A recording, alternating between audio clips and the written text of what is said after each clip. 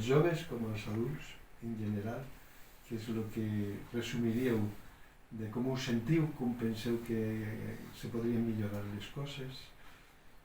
Bé, doncs els joves que es reivindiquin, que ho facin des d'un punt més passiu, saps, que no vagin allà agressivament, ei, escolta, no, parlar de manera més passiva, més, escolta, arribem a un acord, però que sobretot que es reivindiquin, que si troben alguna cosa que no els agrada, que des d'un punt de vista, que intentin arribar a un punt de vista on els dos bàndols puguin sortir beneficiats.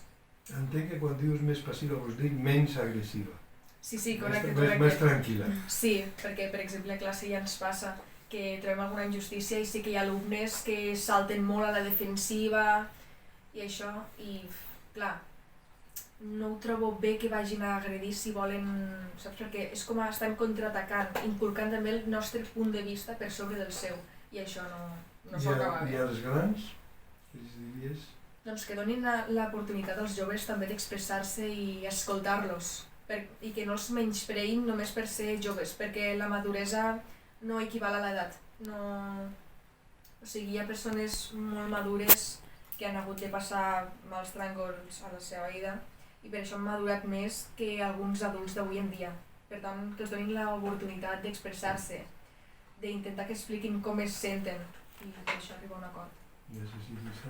Sí, jo seria repetir una mica que els joves no tinguin aquesta temor a destacar per expressar-se, encara que se'ls miri malament per la societat o el que sigui, que confiïn en ells i el que diuen i respecte als adults, que intentin no menysprear-los tant i confiar en ells, que al final som el futur i som el que després serem els adults, i confiar una mica en nosaltres i en el que volem opinar i el que volem fer. I sí, des del món dels adults, què els podem dir? I personalitzant-ho molt, jo és satisfacció per la gent jove. Hem dedicat 3 programes a escoltar la gent jove, a saber què volen la gent jove, com senten, què pensen, i la veritat per a mi ha sigut satisfacció d'escoltar-les i escoltar-los. I això, no? Que la gent fora d'esta època de joventut, no? Els que tenim més edat, que deixéssim aquest espai a la gent jove i sobretot insistint en el que elles diuen, no? Que donéssim valor a les seues opinions.